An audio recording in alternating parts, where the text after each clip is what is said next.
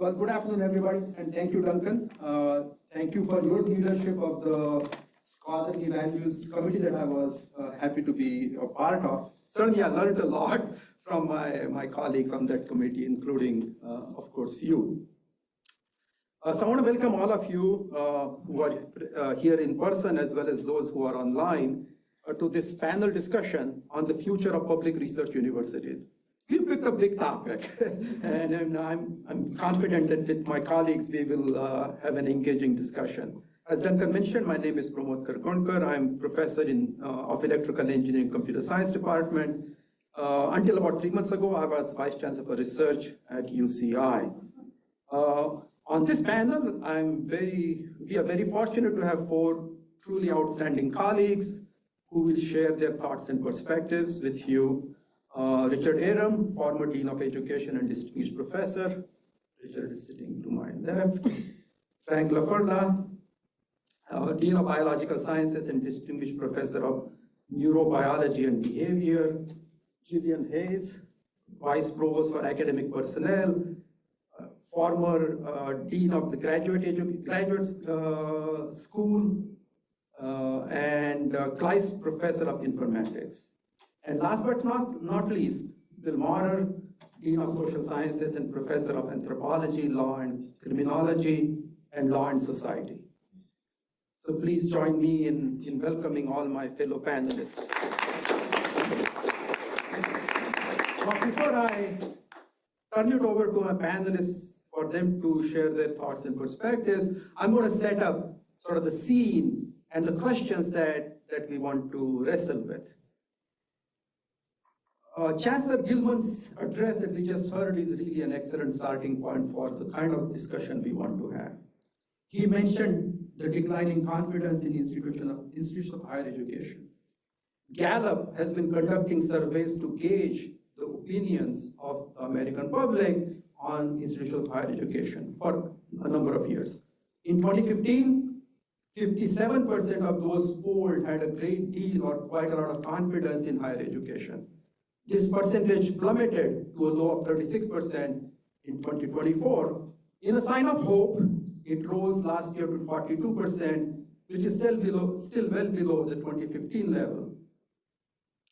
Lest we take too much comfort in this upswing, it has been observed that this upswing conforms to the thermostatic model of public opinion, where opinion moves in opposite direction to government action.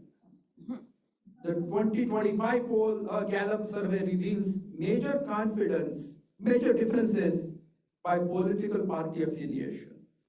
66% of Democrats, 40% of independents, and 26% of Republicans are confident in 4-year colleges.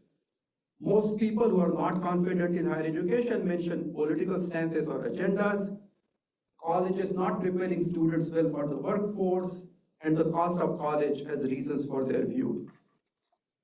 I should note that almost all institutions in the US, the press, the government, etc., have all declined quite dramatically in public perceptions, except for nursing, so take note.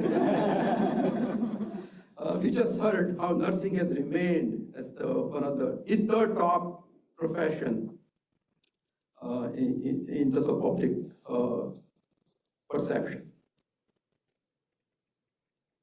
I'm going to now move to research and public perceptions of research.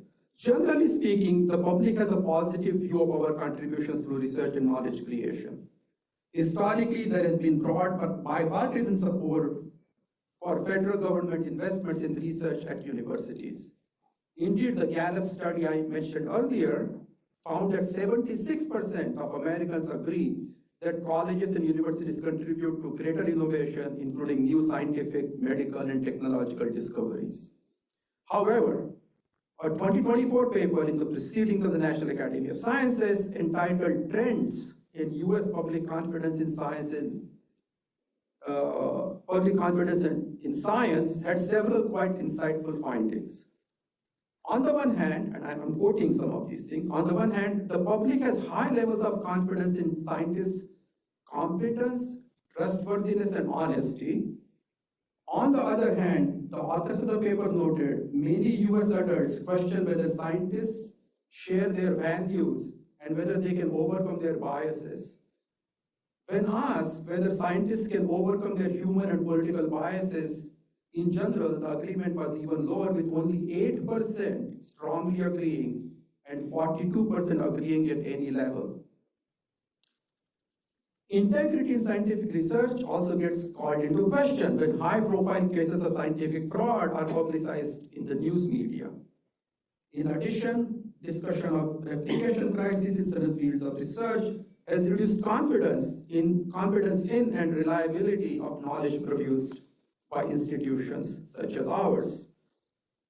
A more recent 2025 analysis of public perception of science concludes, and I quote, "Trust in science is moving from a stable background condition of social and political life in the United States, a bedrock of effective collective decision-making, to a widely contested and possibly political issue. Loss of trust in science is no longer a domain-specific issue, such as in the case of climate change. Instead, the United States is witnessing a loss of general trust in science among half the population."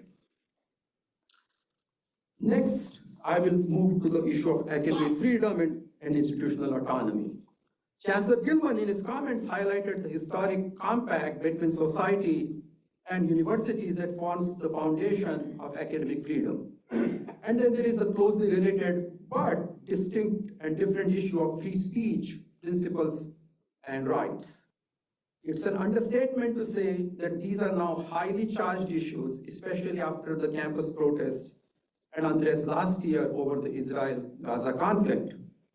Prevalence of social media-driven echo chambers poses a major intellectual and practical challenge to the principles and practices of free speech and engaged debates among competing ideas.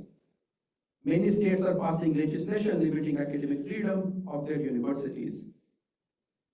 And last week's horrendous event of murder of Charlie Kirk has added to the feeling of crisis around free speech and political violence in our country. As you all know, universities are facing major headwinds from many federal government agencies. And I'm just going to list a few. These challenges include investigations and punitive actions against universities, including at our sister institution, UCLA, which became the first public university to be subjected to such attacks, reductions in research grants, especially for certain fields of study, and potential reductions in reimbursement of indirect costs, restrictions on international students, and then potential new regulations that are going to come out in the implementation of the recently passed budget bill. The recent settlement between Columbia University and the federal government also included retrenchment in academic freedom and institutional autonomy. As if this was not enough, we have a major technological revolution underway. While narratives are shifting on the likely trajectory of AI technological advances, it's fair to say that even the existing AI technological tools are already having and will have significant impacts both on education and research missions of the university. They will also impact lives of our graduates in the coming decades, starting with jobs and employment. We already see significant negative impacts on jobs for new college graduates, especially in fields that are AI exposed. How we educate our students to thrive in an AI-driven future is a major challenge for all research universities. AI is also impacting the knowledge creation mission of research universities in almost all fields of study. It's impacting publications, grants, reviews, etc. Development and adoption of AI technologies will almost certainly add to the challenges and opportunities for faculty and students in all aspects of their work. AI technologies could certainly make the societal polarization and loss of trust in universities even worse. Simply stated, AI technological revolution offers both an opportunity and a serious threat to the future of public research universities. Many institutions across the nation are engaged in efforts to understand the challenges facing higher education in general and research universities in particular. I want to highlight two recent and ongoing efforts that are trying to wrestle with these issues. A few months ago, Yale University, not a public university, constituted a committee on trust in higher education. The announcement of the creation of the committee noted, and I quote, "At this defining moment in higher education, it is imperative to understand the erosion of trust in colleges and universities nationwide. As they come under attack in public square, universities must redouble commitments to academic freedom and free speech. At the same time, they cannot operate sealed off from the society in which they are embedded and which they are established to serve. The future of American higher education depends on the restoration of public trust and legitimacy." A different example comes from the National Academy of Medicine, which is launching a new initiative entitled Building Trust in Health Science through Community Partnership and Lived Experience Action Collaborative. This effort is supported by the Robert Wood Johnson Foundation. In explaining the rationale for the launch of this effort, National Academy of Medicine stated, "Health touches every part of our lives. It lives in the voices of elders, the memories of caregivers, and the everyday choices made in homes, schools, and neighborhoods.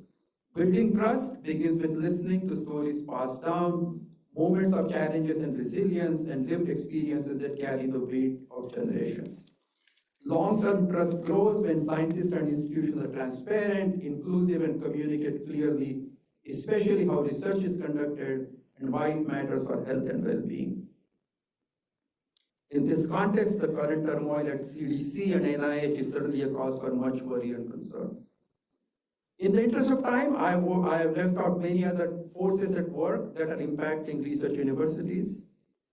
Next, our panelists are going to share their thoughts on the future of public research universities with a special focus and perspective from the scholarly values of intellectual humility, intellectual tenacity, intellectual integrity, and curiosity, and many other things that we heard this morning. How does individual commitment to scholarly values align with larger systemic and collective processes, metrics, and norms?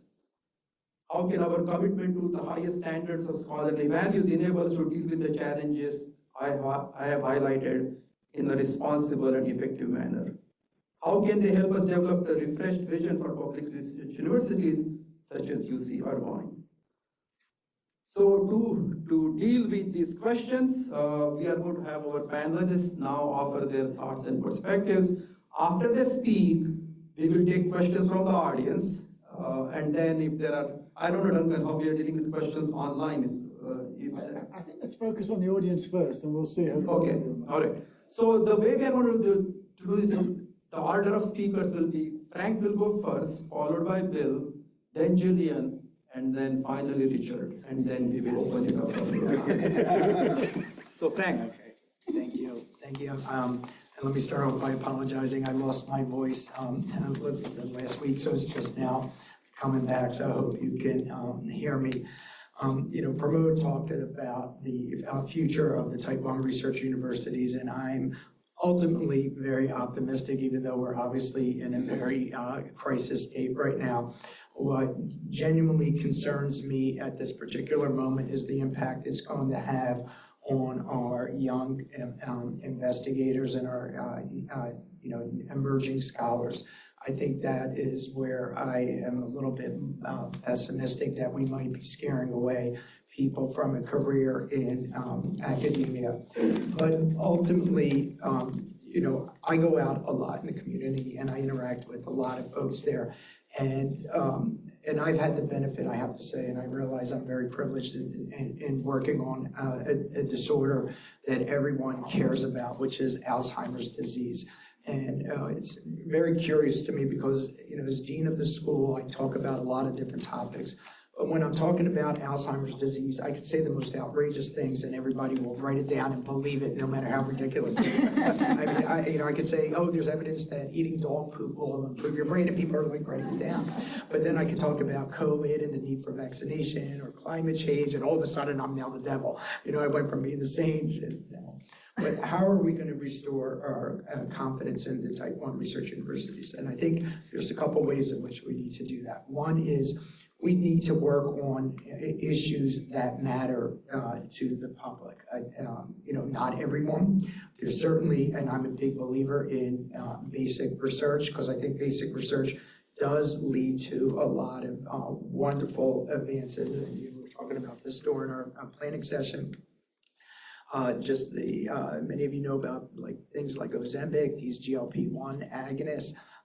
Ultimately their origins came from studying one of the ugliest creatures that exists in this area, which is the Gila monster, right? I mean, and there was the ability to identify an agent from their saliva ended up creating these drugs that so many people in our society are now benefiting from.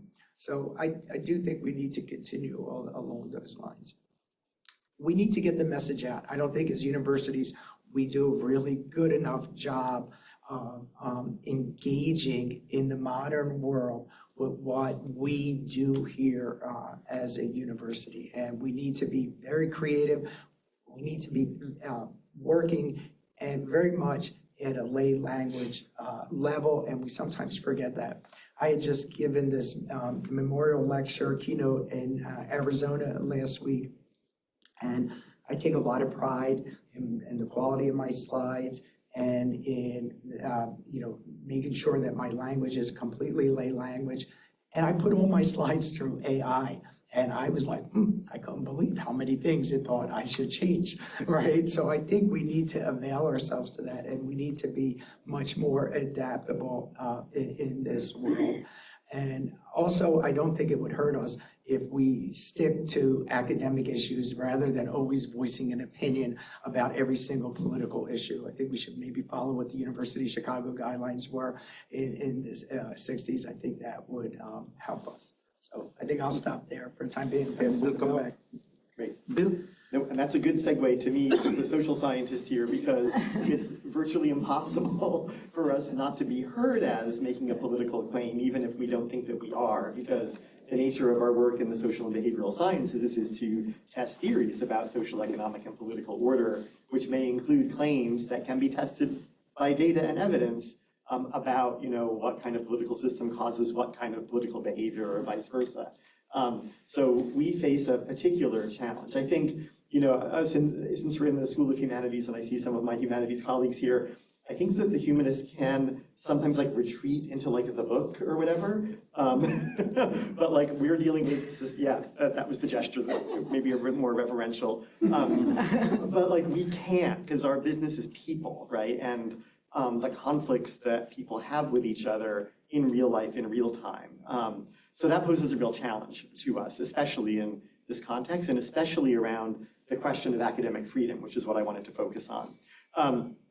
Our notion of academic freedom derives from the firing of Edward Ross, an economics professor at Stanford University in 1900, who was a proponent of free silver. And some of you may know the history of the monetary debate in the United States in the 1890s and early 1900s, where the gold bugs were insisting on the maintenance of the gold standard, which of course benefited creditors and monopolists and people like Jane Stanford, who ran Stanford University, who controlled access to credit. They were opposed by the bimetallists, or the people in favor of money backed by silver, the free silver movement, of which he was a proponent, which argued for an expansion of the money supply, which would benefit debtors and farmers and so forth. So Stanford said, no, we can't have that guy going around doing this. He was also, I should say, a virulent anti-Asian racist, so you should know that too. And he was fired. And when he was fired, a number of other faculty decided to quit the university, and they dispersed around the country. One of them was Arthur Lovejoy, who went to Johns Hopkins, who then paired up with John Dewey, the American pragmatist, to found the American Association of University Professors, which authored in 1915 the first sort of statement of principles of academic freedom. And I just wanted to read a quote from this to you, and I'm going to break it down afterwards. And this is what they wrote. Public opinion is at once the chief safeguard of a democracy and the chief menace to the real liberty of the individual. An inviolable refuge from such tyranny should be found in the university. It should be an intellectual experiment station where new ideas may germinate and where their fruit though still distasteful to the community as a whole, may be allowed to ripen until finally, perchance, it may become part of the accepted intellectual food of the nation or the world. One of its most characteristic functions in a democratic society is to help make public opinion more self-critical and more circumspect, to check the more hasty and unconsidered impulses of popular feeling, and to train the democracy to the habit of looking before and after. So let me just say a few words that are on the next page. So, the first core component is that the university should allow for the expression of ideas more broadly than might be tolerated in society at large. And that more broadly than might be tolerated line is from Erwin Chemerinsky and Howard Gilman's book, Free Speech on Campus. But I think the other two components are actually really crucial in the world that we're in today, where there is such distrust in the university, in science, and in the kind of knowledge production going on here. That second idea is about the university as an experiment station. Experiment means a testing ground where, through some agreed upon mechanisms, the scientific method, logical deduction, field studies, what have you, ideas are tested against one another, and whatever version of the world those mechanisms are meant to capture. And the third is that idea that the university is a place where you can slow things down, to check the unconsidered impulses of popular feeling and look at the before and the after. So in that first core principle, that you should allow ideas to be expressed that might be repugnant outside the walls of the university, there's the basic commitment to free expression. And that's what many people conflate academic freedom with, right? This sort of anything goes, I can say whatever I want. But the other two components are the check on that. The next component, that it's an experiment station, means that there are attendant obligations, as the chancellor just said, in the exercise of that speech on campus, obligations to one's peers. And peerage is really important here, and it's a real problem now because of the crisis of trust in experts and expertise. The peers with whom one arrives at a stable enough consensus for now to adopt this or that method for thinking about whatever we want to call the data or the world, and then to arrive at this or that conclusion for now about what it might mean. And those obligations involve practices like discussion, debate, peer review, which take time. And many of you know I'm a science fiction fan, right? We never see that in any science fiction. You never see the scientist has the hunch and does the thing, and then they all go into the conference room and have a study section about it to hash out the idea and see if they think that that's true or not. They just go. But that other part is crucial, and that's the part that I think we need to talk about. So, I think that in spite of the events of last week, everything that's been happening in the world, I think that we don't have that much a free expression problem. I think we have a problem revolving around the delegitimation of expertise and the insistence on certainty and speed. The revisability of our enterprise, which is so crucial to what we do, looks to everyday people like doctors are lying and scientists don't know what they're talking about, right? So we really need to, I think, redouble our efforts to talk about, make visible the social side of science. All of that work that we're all engaged in all the time, which we even invisibilize in our academic review process sometimes, right? I mean, you don't go around saying, I reviewed 7 essays last month. No one talks about it. Well, most people need other hobbies, but we don't, right? We talk about, I'm giving a paper next week, that's great, right? It's not like I just reviewed this essay that was really interesting, but had some problems. We don't talk about it. But I think we need to make that visible in our practice, so that people understand that our claims are not just any old claim, that there's a difference to an academic claim that's different from free expression. The hard thing, of course, too, is to do that without being all patronizing. So I think, again, you need to kind of open the door, open the view into what that all looks like. And Pramod referenced some of this near the end of his comments, but there had actually been really good, strong efforts at doing that, coming from scientists in some of the federal agencies around the time of the pandemic and before where we are now. where the agencies required community participation, community input, the integration of panels that would represent the lived experiences of communities that were being studied or that were the subjects, right? And a move away from the notion of a person as a subject of research and instead a participant. Collaborative research enterprises, co-design, all of this. We have a place at UC Irvine that will help you do this if you need help, called the Research Justice Shop, and the one in the business school, which I forget what it's called. Do you remember what it's called? The one in the business school, which also is great, and I forget what it's called, but they'll help you kind of think about that and build the kind of community partnerships that need to come first to build the trust before you then co-design the science. Unfortunately, like all of that has come to a screeching halt. So we need to kind of do the work to remember those nascent practices and try to help them to grow again. That is the kind of thing, again, making visible the social side of the science that I think might help with the apparent misalignment of values between the university and the public, that might help with the problems of communication. It might actually build more durable communicative infrastructures. I don't think it's just that we don't tell our stories. I think that we don't necessarily have durable communicative pathways into communities, right? That's an ongoing relationship. It's not a press release.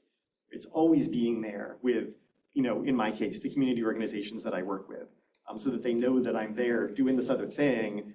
And then when it comes time to do the research, they're like, oh yeah, that's that thing Bill has to do to, get a publication and send it off to Jillian so he can get his next merit. And all of that, I think, together might help us rebuild some of those infrastructures of trust that right now are really broken. That's well said. You? Me? Thank you. So I'm a computer scientist, and there's a lot of reasons people don't trust computer scientists, which I'm not going to talk about today. But I'll take a different lens, which is sort of, I've spent, out of the last 6 years, 5 of them as the Dean of the Graduate Division, and this last year running academic personnel, which is why Bill keeps ribbing me about all of your merit and promotion cases. Believe it or not, reading everyone's tenure cases is actually a beautiful, wonderful thing that will give you an uplifting view of the university. So it's actually a really good job. But I want to talk a little bit about the ways in which I see the call actually coming from inside the house. So we've talked a lot, and the people who spoke before me talked about the declining trust by the folks outside of higher education, and that is no doubt true. But what I've spent the last 6 years watching is a massive cliff of trust in higher education from inside higher education. So what we see is a whole big pile of graduate students who, some of whom are like, the University of California should be abolished. That's a frequent statement by some of our graduate students. Not majority, for sure, but not quiet or small minority.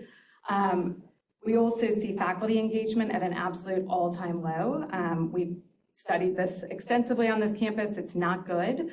This is very worrisome, right? When I think back to when I was an assistant professor or a graduate student and the love that I had for higher education, I don't see that in our population. So that's something that I'm very concerned about. I want to talk to you about this in different order, but the same categories of what Pramod laid out about sort of cost, not preparing people for the workforce of the future, and the politics of all of this. So let's talk cost. It's a really tough time to be in higher education, right? Every single one of you has had your budgets cut in your department or your school. The institutional pressures are very, very real. But at the same time, we have a sort of challenge where graduate education is an extraordinarily expensive investment that we've done a very bad job explaining to everyone why we make that investment. That's people outside as well as inside the university. It's very hard to explain to our staff or even our undergraduates why we have a population of people who pay nothing for their education and in fact are paid, and they're paid on rates sometimes higher than our full-time staff. That's a hard sell, and we haven't sold it well. I personally believe it's a really important investment that we make, and that PhD education is what differentiates the University of California from a whole lot of other also great institutions of higher education, but not doing what we do. But we haven't sold that to people. At the same time, we haven't sold very well to our students what they're getting out of this deal. Right? They don't necessarily, it sounds ridiculous and cheesy, but I can remember my first years of graduate school being like, I am learning at the feet of the masters. It is so amazing to be here, right? I was so shocked that these amazing scholars would spend their time just talking to me. And we are not selling that to our students right now. They don't feel blessed to get their moments with us, by and large. Some still do, but a lot of them don't, right? So we haven't sold that case. And so the cost in faculty time, in the students' own lives and time, right? We're taking away their youth for this endeavor. These are the times when they should be buying their first house and getting married or having kids if they choose, or not if they choose, having, I don't know, a Gila monster for a pet, whatever they want to do. Instead, we're asking them to spend their hours in archives and labs and all of these other places, and I don't think we've done a very good job of explaining why that investment is actually really important and why higher education matters. So that's one piece. That leads to the next piece, which is sort of the prep for the workforce. There's lots of debate about whether or not we should have ever gone down this ROI path in higher ed, and that there's lots of reasons that we want to think about it in different ways. My challenge here is I think graduate education is a public service, and especially for the state of California, almost all of our graduates from the grad education side wind up staying in the state of California somewhere. Most of our PhD students are at other UCs or Cal States or California community colleges, or they're out in other kinds of places, but they're in California still. That's a huge public service. And so we need that sort of shared vision about what the state is getting out of this deal. One thing I always worry about is that at some point in time, all of these taxpayers that are already really mad at the University of California for only taking a small percentage are also going to figure out that those tuition dollars are actually going to subsidize an even smaller percentage of people. And this is sort of worrisome, right? But I think we can reaffirm graduate education as a public good. And I know Richard spent a lot of his years thinking about the public good that is what we do when we produce these students, and then they go out and they produce more students, and on it goes. It's a really powerful thing. And then the third piece here is the political climate. What I have found most surprising in my roles here in Central Admin is that the exact same people who will tell you that free speech is really important will want you to silence the people who have a different opinion on the issue, whatever their issue is. And I mean whatever their issue is. So this is not a left-right thing. I get calls to my office all the time. I get complaints about our faculty, our students, other people, and they're coming from all ends of the political spectrum. And there is a very real, I want my free speech protected, and theirs silenced. That is pretty worrisome. So I spend a lot of my time explaining to people, maybe that wasn't an advisable comment, but it is a protected comment, and we're not going to do anything to silence that person. And I think that's a really tough place for us to be. And so if I could fix one thing, I think I would call on all of our faculty to help our students grow in this space and to understand that hate speech is free speech, speech you don't like is free speech, speech you don't agree with is free speech, all of those things. And that is, I would say, from a sort of disciplinary standpoint on campus, that's my biggest challenge right now, is trying to help people through this tough time there. That said, I am also optimistic, like the rest of this panel. I do think we can fix this, right? I mean, we have on this campus alone, depending on how you're counting them, like 100,000 really smart people. And that's what brings me a lot of hope. And I also really mean it. I spent the last year reading about 500 appointment, merit, and promotion files. And it is a beautiful place that we work. There are people doing brilliant things. When you get to read a photography case one week and the next week you're reading something about dark matter and the next week you're reading something about criminology, like, it is a beautiful university. So I know I said lots of dark things, but I do want to say I'm very optimistic in the end. Thank you. Thank you, Jillian, for your candid remarks. As other panelists said, there's a lot of despair about the public research university going around, and I, like them, are going to try to share a note of optimism in the face of the current challenges we're facing. And I'll give you three reasons to be optimistic about our future. from a comparative historical perspective. If you look at modern societies everywhere in the world, decade over decade, we see an increase in demand for higher education and enrollment in higher education. Right? So the demand for what we sell is going up. Second, there's good reason to suspect that there will be increasing demand going forward for lifelong learning.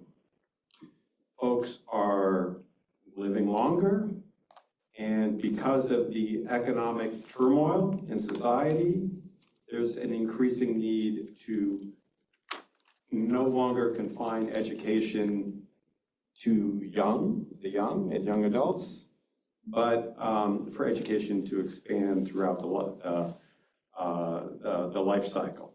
And so again, on top of the growing demand for higher education, I think it's going to accelerate over time.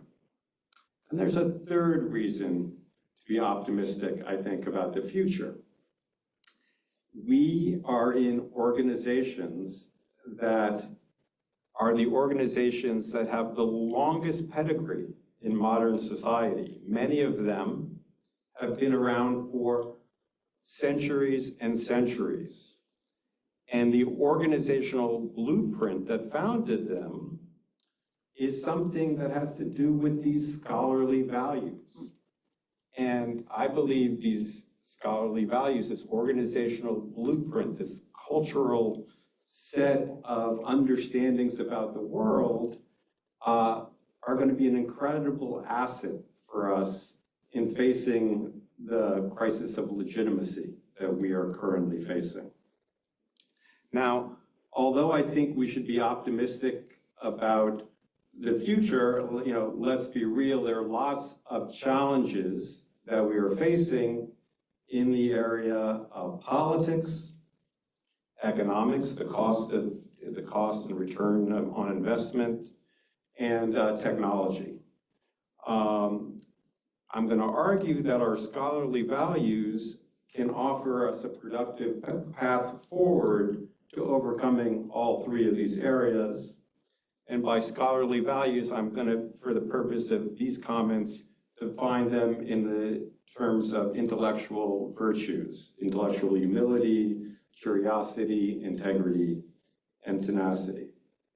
So first, let's talk about politics.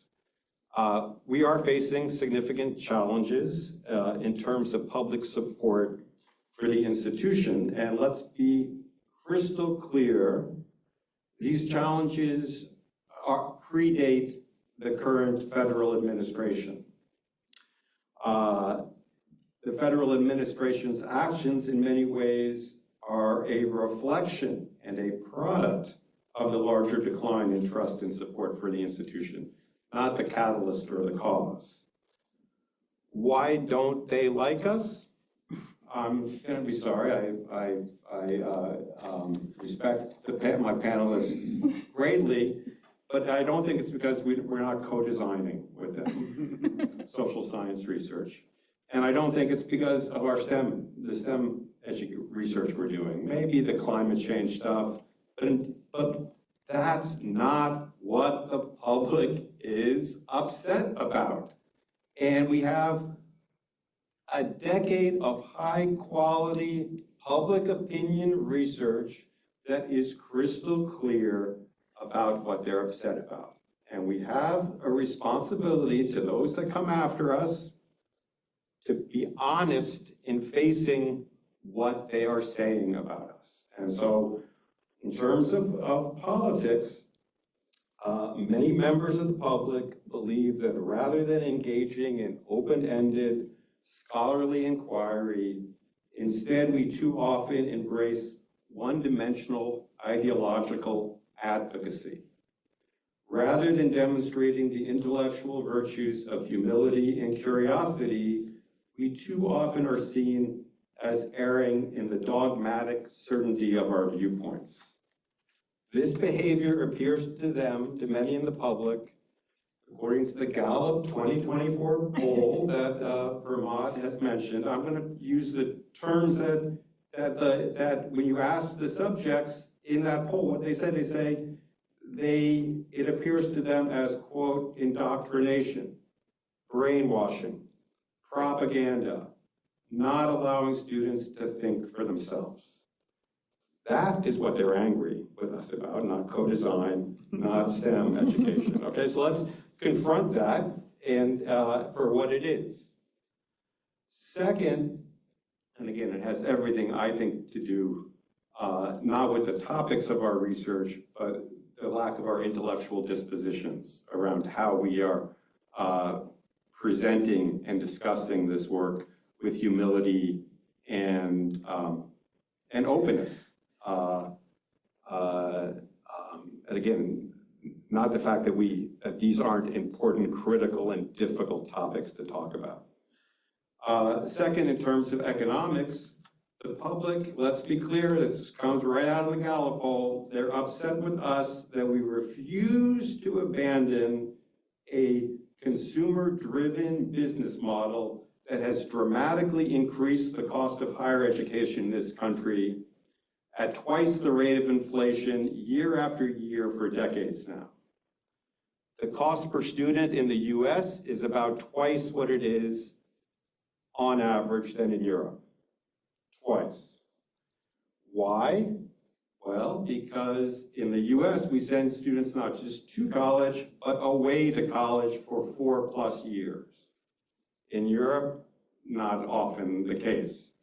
People are instead often living at home for long and attending for fewer years. We could, instead of being certain about our model and rigid and refusing to be open to new alternative models, we could consider entertaining other approaches to delivering education. We could think of families as assets to our students, not as liabilities. We can think about expanding transfer pathways into the UCs, transfer pathways where students could spend the first 2 years living at home, providing support for their family, receiving support from their family at a much lower cost point, and then attending 2 years at the UCs in a full residential model that hopefully was more intentionally designed to promote character and intellectual dispositions and development. That is, they could get the benefit of what the model is, but I've seen no research that suggests you need 4 years to get this, to get these benefits. And so if you move to this two model, college would cost a lot less, and it would also reduce another pain point in the public's upset with us. It would increase the number of students that could attain a UC degree, so we didn't consistently reject well-qualified middle-class kids who want to come here. So again, the only thing standing in the way of that is our complete unwillingness to be flexible, open to new models, rather than certain in what always has existed in the past we must stick to. Finally, public research universities in our largest society will increasingly be struggling with the rapid technological change brought on by AI. And let's be clear, there's no doubt about it, AI is going to transform teaching, learning, research, and the future of work. Here too, however, our scholarly values can provide a roadmap helping us to navigate this period of uncertainty. For it is those traits, dispositions, and behaviors associated with intellectual virtues that are most likely to be both enduring, and by enduring I mean durable skills, and resistant to technological displacement. No doubt the times ahead will be exciting, but they also can be fruitful if we are able to reinvigorate and embrace our core scholarly values.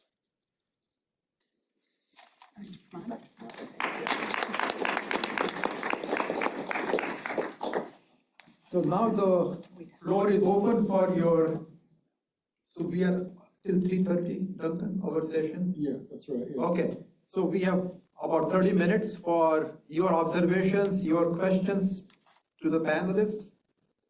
Yes.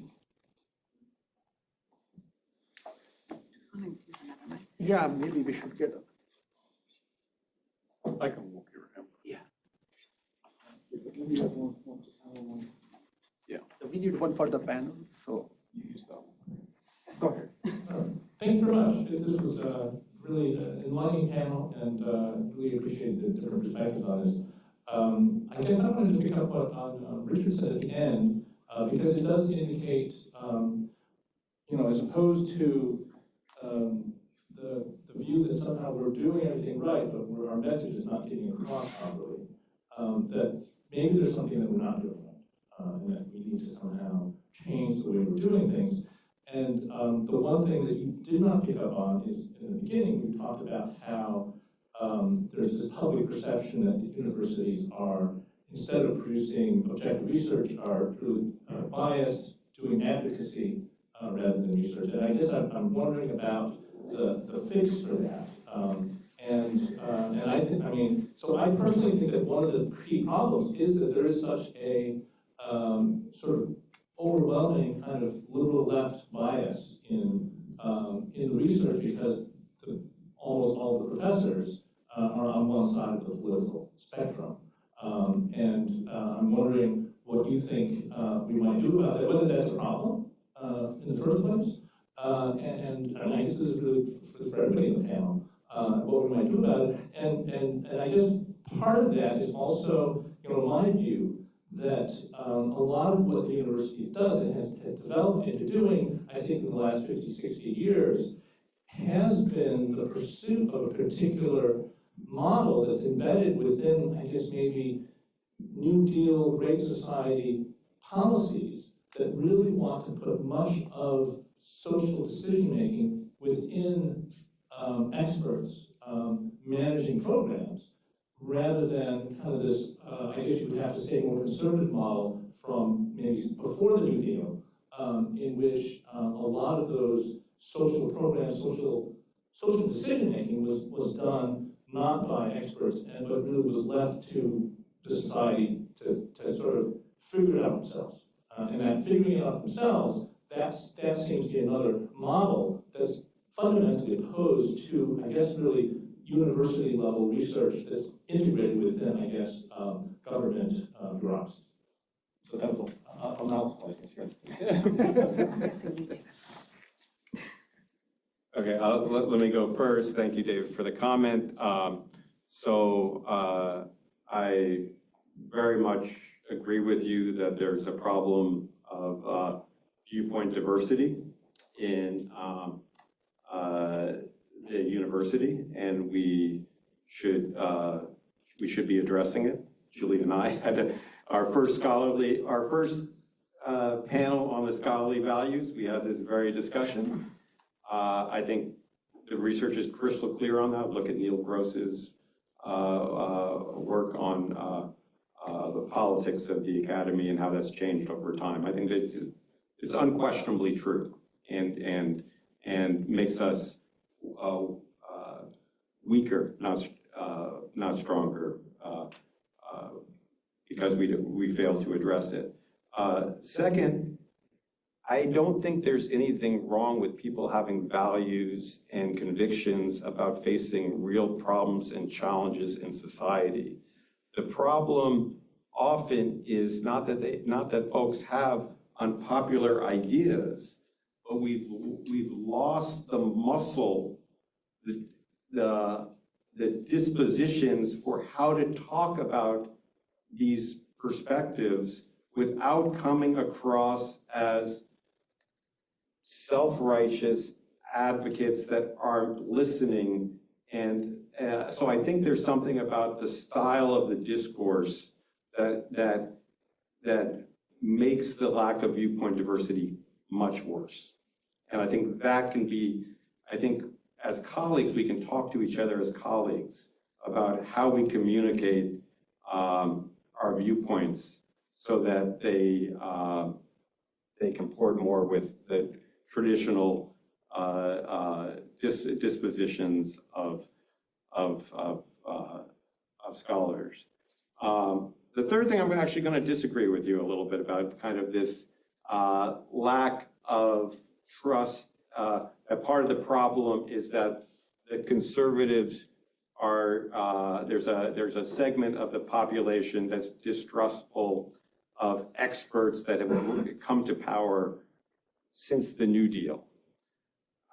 So my reading of U.S. history is first that there's been since its founding, there's been a profound distrust of the city and of expert opinion.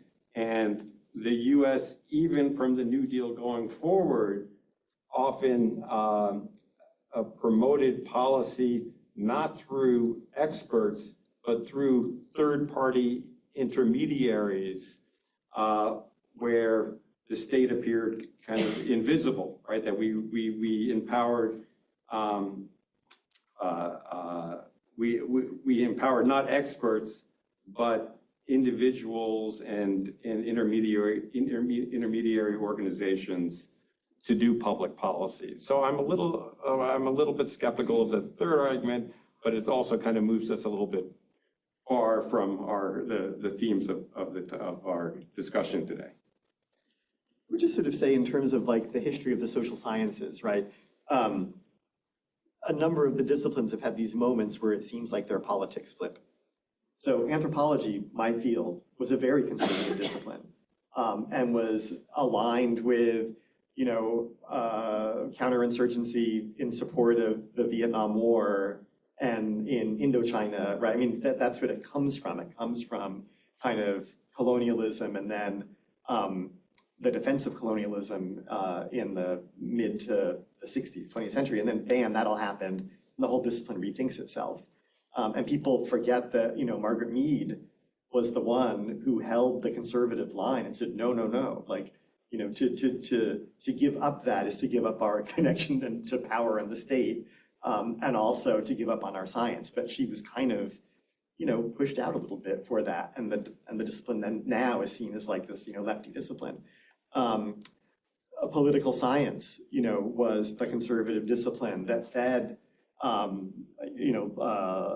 schools and the government apparatus until it failed in not predicting the fall of the Soviet Union. And then it went through a reconfiguration that they called perestroika to open up the discipline to new perspectives and new methods to get away from things like rational choice theory or whatever. So there's that. And economics, that's like, I always get to have my viewpoint diversity in my school because I have the Department of Economics. But, and in our conversation over email ahead of time, we talked a little bit about this. The economists missed the financial crisis. And so then there was this effort to bring in the heterodox economists, to bring in economic historians, to bring in these sort of other perspectives, which then shifted its orientation, although I think it's still my nice conservative department. So I mean, these things have shifted and changed in interesting ways. And I think that it's important to sort of keep that in mind. And also then to ask the question of why, given that, are we still facing the breakdown in trust? I think that now I think any economist who even is promoting what, 15 years ago would have been just a pretty center-right perspective is seen as a raging liberal. So that's just another kind of element to throw into the mix. Yeah, I was going to say, I don't really face that so much in the life sciences. And, I'm just reminded when I was a student taking chemistry and we're talking about thermodynamics, I had a German professor who said, this is thermodynamics, you don't get a vote or say in it. It just happens this way. So I don't face it much. Yeah, and the only thing I'll say is some of this we've done to ourselves, right? So we care desperately about impact when we talk about our research, and we should care about impact. I don't want to pretend that we shouldn't, but sometimes, particularly with our graduate students, when we haven't really explained what impact means or the kinds of timeframes in which impact can happen, there can be a feeling amongst them that I'm failing if I'm not out there doing advocacy work. And I think that's on us to help them understand how, yes, there is a place. Some people should do a lot of community-based work and they should be doing advocacy as part of their work. That's a kind of scholarship. But there is also a place for scholarship that has a 20, 30, 40-year impact lens. And I think we can do a better job of helping our young scholars understand that and start to move into those realms, depending on their field, of course. I think, my fellow panelists have really given you a good response. Let me just add one piece that I don't think has come up yet, and that comes from my own background, is from engineering and technology. I think one thing that we fail to recognize, especially in training our engineers and technologists, is the impact that their work has on society at large. So we train them very narrowly on, particular fields of study that they are in. But as you look at the world that we have created and the world that we are moving to, having the full grasp of impact of their work on the rest of society is really, really important. And I think we can do a much better job of educating them to be more aware of the long-range impacts on society. Mark way in the back. Just also Mark way in the back. Yeah, right. So after Duncan, then Mark. Just a quick thing on Richard's put that 2-year, 4-year thing. Well, some of the pressures here come from outside the academy, it seems to me. My son graduated at a public university where each student went on stage, they announced whether they're going to college, most of them were, and if so, whether it was a 4-year degree, those were words they used. Only 4-year degrees, they mentioned which college they went to. Real expectation that they're going to go 4-year, like that's the real kudos, is the 4-year degree. And I think something about, you notice here when you come to America is that, ironically, given your comment, American university is a bit more like a Swiss finishing school. Back in the day, the European elites would send their young, their 80-year-olds off to travel Europe and then be, to be finished off, as it were. And here, I think the 4-year degree is meant to serve something like that purpose. So there'll be a lot of pushback, I think, to that. But I actually want to talk about something that Frank mentioned. You briefly mentioned the Chicago principles. And I wondered whether, if someone from the committee could say a little bit of the purpose of the audience, most of us probably know what that is, the Calvin Committee, but what that is roughly, and what I'd be interested in is whether you think adhering to those principles might speak to some of the issues that Richard was mentioning there. Because there seems to be a connection. What do you got? Frank brought it up. I only notice it's not me. Okay, so these were a series of guidelines that I think were put out in the early in the mid-60s, I think it was. Yeah. And I think the essence of it essentially is that universities have an obligation, virtuous obligation to scholarship. And essentially, if you declare a position, you compromise your integrity in order to, in being able to do that kind of scholarship.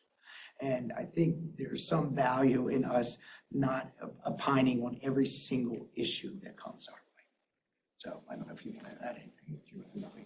I disagree.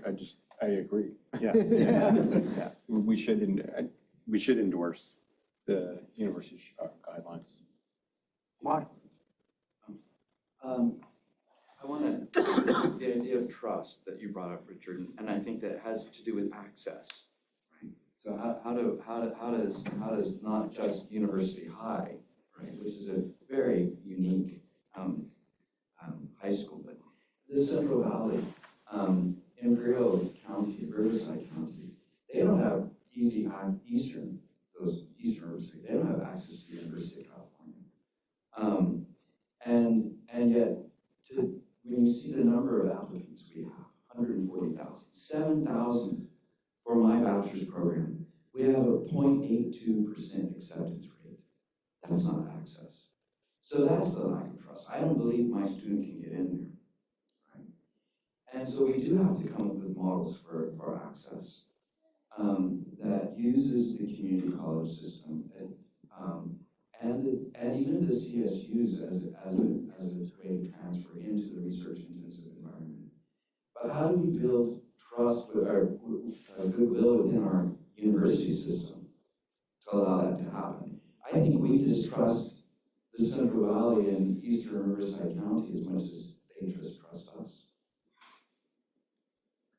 Yeah, so again, I think part of the problem is that California, all the kids in Northern California come down to UCLA, UC San Diego and go to school. We send our kids to Berkeley to go to school. Every state in the US, they send the kids all over. The SUNY system has 20 plus campuses and they all have residential facilities. It makes no sense as public policy to send kids everywhere and just put them up for 4 years. Unless you think that 4 years is essential for their character development and their growth and intellectual virtues. But I think the research is pretty clear that many of the students aren't experiencing it in that way or benefiting from it in that way.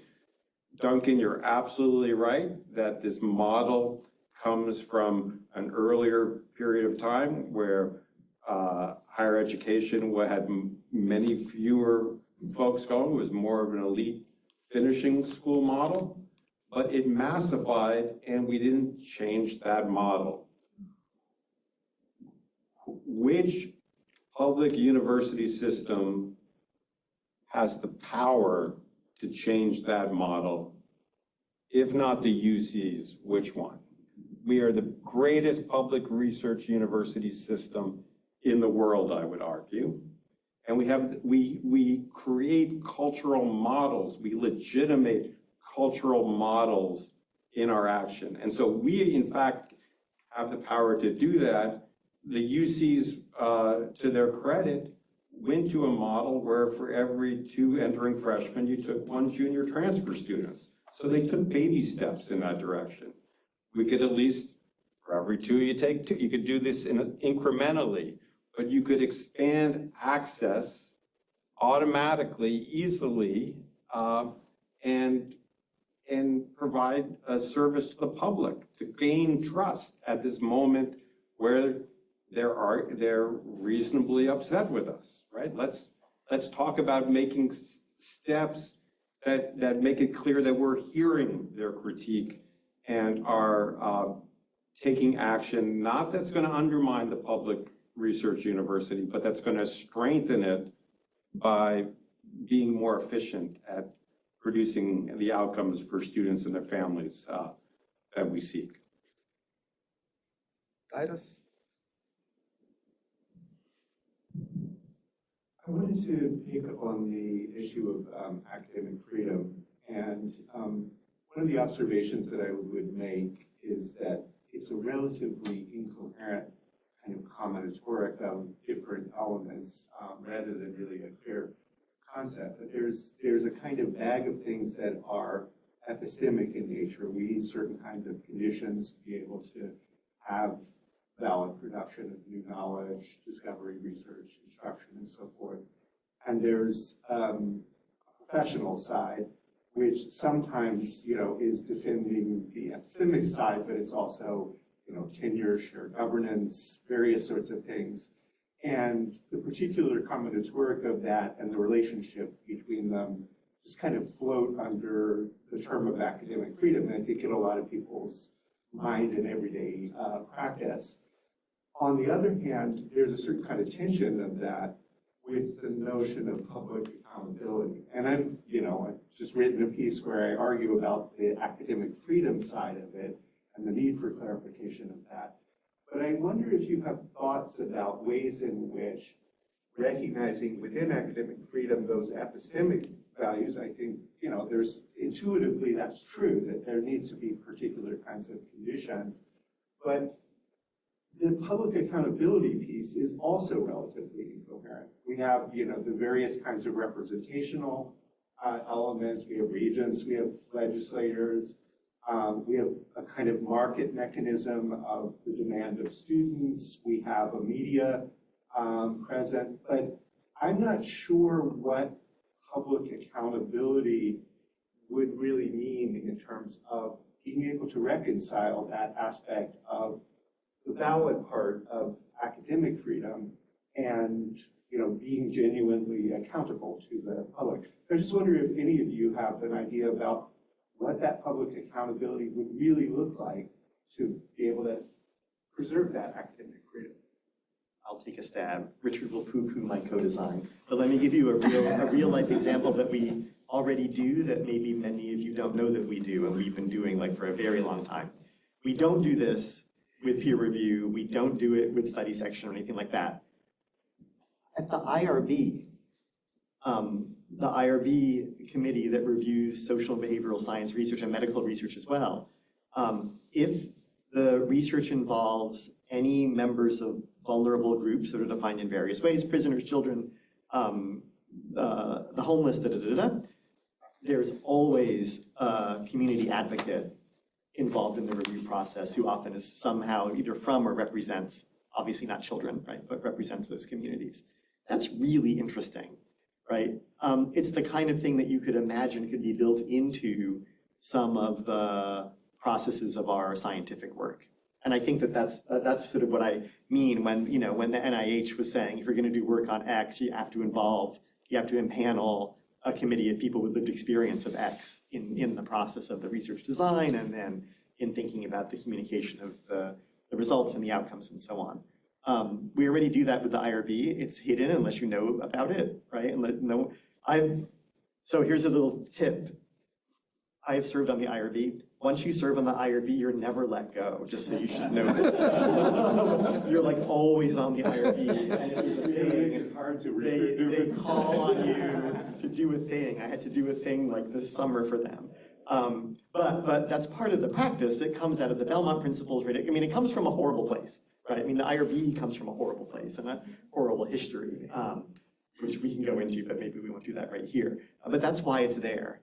So maybe we have our own horrible history right now of the crisis of legitimacy of the university.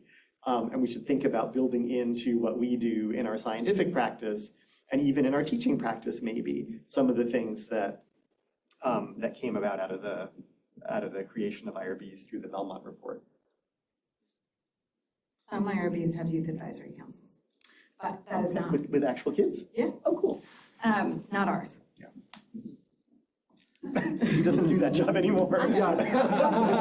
Still give You don't look at me anymore. No, I think that's really important. I actually think that's a great example. But I also just want to call back to something you said in your opening remarks, Bill, about academic freedom requires responsibility. And that is something that's really important. There's a broad and gray area that we call academic freedom, but fundamentally, it also requires the responsibility of expertise and that expertise is shared. So one of the things that comes up in my current role a lot is where are the academic freedom lines around teaching? And one of the things that we call back to that I think is really important is that teaching is owned by the faculty, not a faculty. And the reason that's important is that our curriculum is collectively controlled and designed and approved by the Senate through a million different processes and all the things, but that's what protects its quality. And so I can't, as a computer scientist, pretend I know about monetary policy and start teaching it in my class. Only Bill gets to do that. And that I actually think is a really important part that we forget about academic freedom. So you'll hear like, oh, it's academic freedom, I can say and teach whatever I want. No, you have the responsibility to do so within the constraints of what the faculty collectively have determined it's okay for you to do. And that's why they're CEP. You should all be on CEP. Cyrus, you raised a really important point that I don't think I have a good answer to, which is the public accountability side. Like what, in an ideal world, what would constitute satisfactory public accountability? As you know, the University of California publishes, kind of an accountability thing on its website, shows, all the things that the university does in terms of education, in terms of research. But what would constitute that we are a common? At a minimum, it seems to me that, say, federally funded or publicly funded research and its outcomes, I think most of our colleagues do a great job with the funding that they receive and produce discoveries and inventions and new knowledge that I think benefit society. Maybe that's where sort of Frank's point that maybe we don't do a good enough job of showing the public that their dollars are being used in a way that helps society at large. I think that case is rock solid. In my opinion, for the most part, that case is rock solid. And I think it used to be that both sides of the aisle actually believed in that. And you see that even today, if you look at what's happening in the Senate and the House in terms of funding for research, neither side is accepting president's budget request for NSF and NIH. I mean, NIH might even get an increase. After all these attacks, NIH might get an increase. And NSF will get cut, but not nearly as much as what the president had suggested. And the reason is, I think both sides recognize the value of supporting research and knowledge creation at universities like UCI. But I think to continue to earn that trust and to build on it so that there is greater investment, which is absolutely needed, we can do a better job of accountability. So I think it's a great question you asked, and maybe we can all think about what can we do to show the public that their dollars are being spent very wisely in pursuit of important new knowledge. And just to add to that, a lot of us think that we touch more people through our teaching, but I think universities like Type 1 research, universities like UCI, we actually touch more people through our research. And that's what I mean about getting that message out there, especially this university, where we say we saved the world through the work that was done through the School of Physical Sciences, right, with the chlorofluorocarbon. So I think we need to get that message out.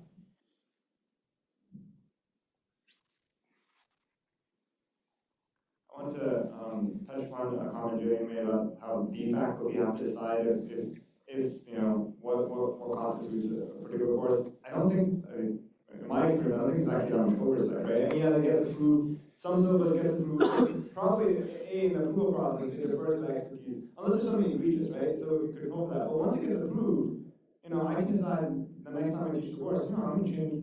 We all make changes to our courses probably, and we should. I can decide I'll make some changes. So how does that oversight work? And then at the same time, who decides what my expertise is, right? And I think part of teaching, I think there's a good side of this that I think some faculty might want to expand their expertise, might want to explore a new topic, a new area, and might say that shouldn't happen, but I think that could happen in a positive way, where I don't have expertise to guide the student through exploring a new topic, or maybe it's even like slightly outside my expertise, but I feel like I do have the expertise. Nobody, but nobody said you do or don't. I decided that, right? So how do we make these decisions?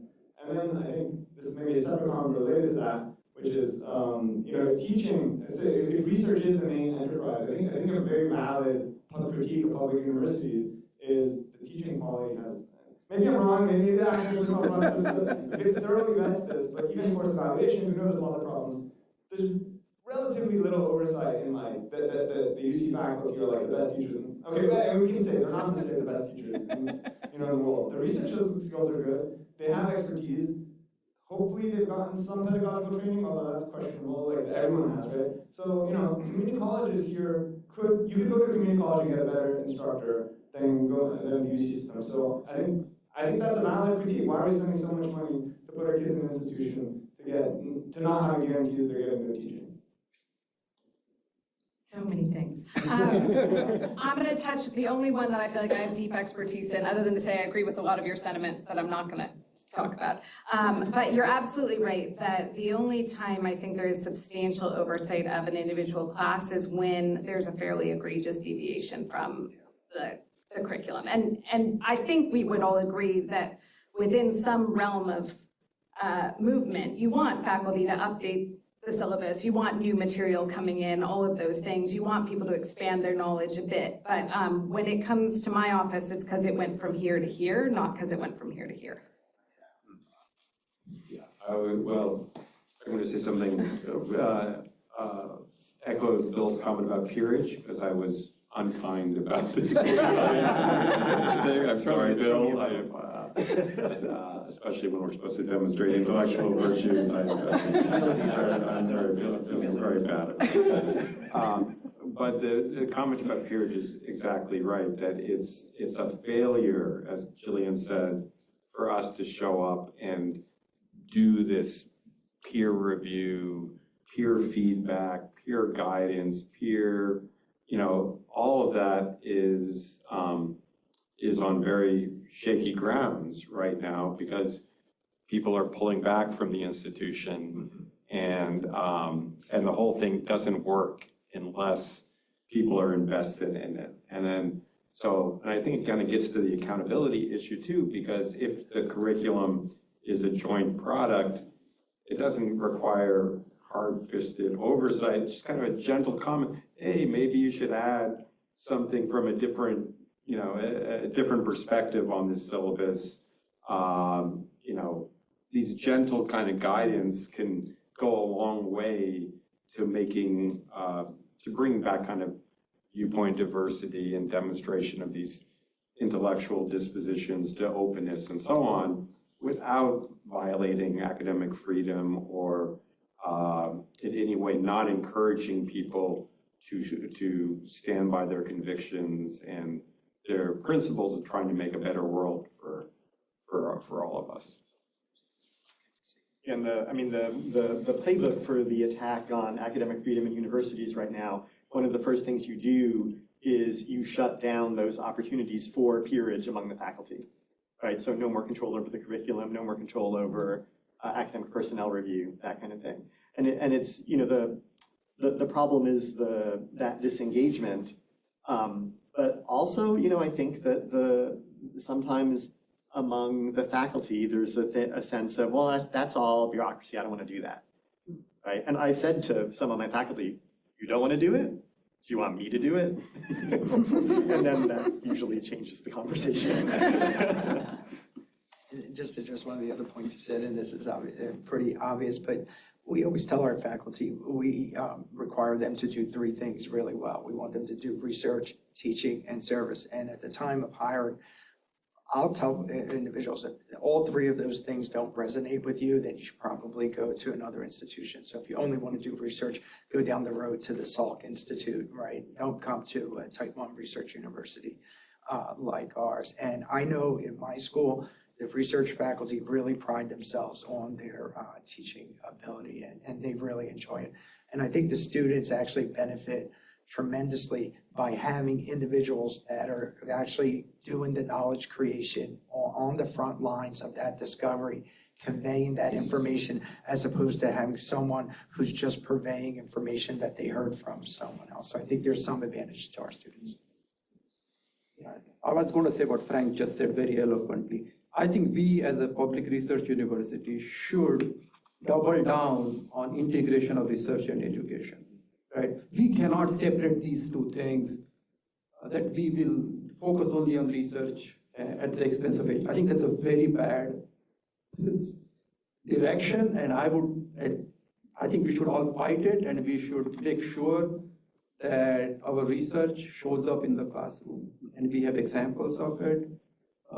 And like Frank said, I think if we are doing cutting edge knowledge creation, I think the students see it. And we need to bring that in the classroom. We need to bring that excitement in the classroom. I think that's the value of being at a place like UCI. Well, we still have 10 minutes, so. No, I think Duncan just told me that session ended at 3:45. Yes, 3:45. So yeah, if. I'll ask another question. Here comes the mic. Way to take one for the team. Make it really long. The question came to my mind, so people have been talking about access, and I guess, so let me just explain a little bit about what I've changed in my teaching recently that leads me to think that we need to limit access. Writing essays has become something where, I used to design a prompt, for somebody to write an essay. But that's totally useless now because you push the prompt into the AI, it gives you a beautiful essay. In the beginning, it was not such, it was like a C- essay, but now it's like a A- essay paper, right, that you get now, right? On a typical prompt, right? Because, you teach an undergraduate how to write, they're obviously not going to be creating cutting-edge research, right? They're just going to be creating something that the AI could create. So, so my answer to that was, well, then I need to get them to the level where they're actually going to be creating cutting-edge research, because that's the only thing that's going to be valuable in the future. Because anybody that's just going to create, what AI creates, obviously useless. So I start them off with like, finding a sort of a small research problem and getting them to get into the research about it and trying to develop their own really, innovative prompt that then they can work on in an essay, right? But this is incredibly difficult. I mean, this is the kind of work that, you have to have a teacher to do usually, right? And not giving to your undergraduates to do. So, I would have to say that I guess at least half the students pretty much fail in this, right? And I think that I don't really have the confidence that those 50% of the students will ever be able to succeed in that task, right? Which says to me that half of our students, at least the ones I'm teaching, don't belong at our university, because whatever they learn through the end is not going to be anything more than what AI will create in 2 minutes, right? And so that says to me, well, we need to be restricting access to those people who are intellectual leaders, in a sense, right? And who have that creativity, insight, and leadership to be able to create something that AI can create.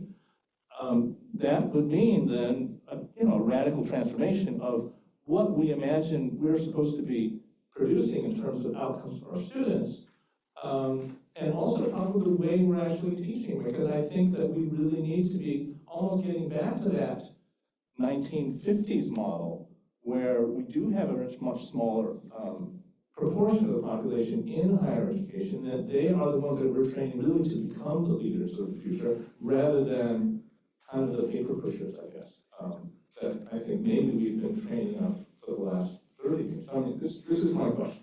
Yeah, so, I guess everyone can chime in. I'll start off with my own 2 cents.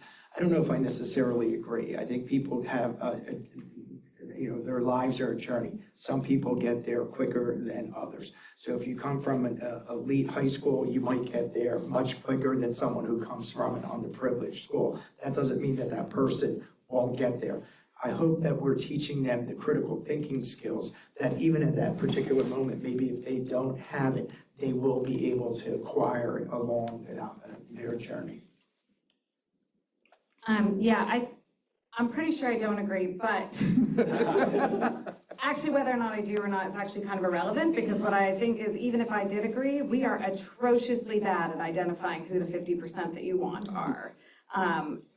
If we were better at it, we wouldn't have a third of our PhD students dropping out of their PhD programs. We wouldn't have to make serious modifications and bring in extra counselors and do all of these other things to get our undergraduates to graduate on time. Like, we are very bad at the selection process. And I think until a point in which we are better at it, even if I agreed, I don't think we could possibly do that, because you can't cut off opportunity from people who might be able to get there, but you don't know if they're going to be able to get there. But part of this is about like the way that we teach, given the world that we're entering with like AI and blah, blah, blah, right? So I mean, that really just calls for probably new models of teaching beyond the essay based on a prompt. So some of my most pro AI in the classroom faculty are doing a lot of work, both with,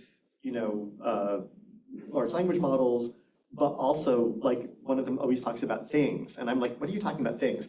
And he said objects, right? Bringing objects into the classroom that are the kind of thing that the student can then work with and analyze and put into a larger story. And then the student, he or she, not it, has to kind of translate stuff about that into words for ChatGPT, right? Which is itself this kind of challenging thing. I mean, and this is someone in archaeology, it's sort of given to that, right? There are artifacts, blah, blah, blah, blah, blah.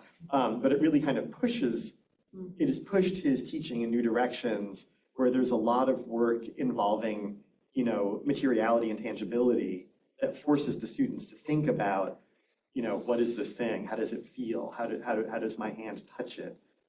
What is its heft?